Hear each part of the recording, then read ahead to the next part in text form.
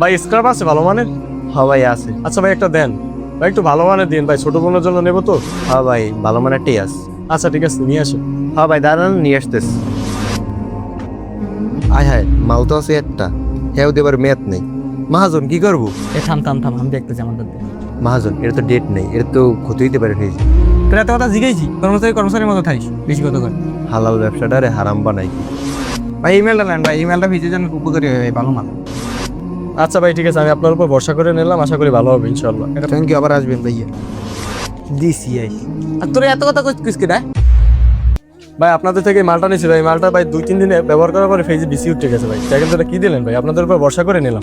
ভাই এটা তো আমি জানি না, এটা আমার মালিককে জানি। আচ্ছা ডাকেন আপনার মহাজন। মহাজন জি ভাইয়া, কি বলেন ভাইয়া? আমার কাছ থেকে এই মাল তো আপনি নেন নাই ভাইয়া, আপনি তো আমার দোকানে আসেন না ভাই। দেখেন সামনে থেকে মনে হয় কোথা থেকে নিছেন। কি বলেন ভাই, এটা ভাই আপনাদের থেকেই তো নিয়েছি ভাই, গত 3-4 দিন আগে মালটা নিয়েছি।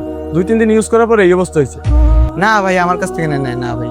আর আমাদের দোকানে ভাই কোনো বিক্রিত মাল ফেরত হয় না ভাইয়া। কি ভাই এগুলো কি ভাই, হালাল ব্যবসা ভাই আপনার হারাম বানান কি জন্য? আপনাদের মতন কিছু লোকের জন্যই আজকে ব্যবসার এই অবস্থা, ব্যবসা ধ্বংস আসবে। ঠিক আছে বন্ধুরা, আপনারাই বলেন দোকানদার কি কাস্টমারের সাথে ব্যবহারটা ঠিক করেছে?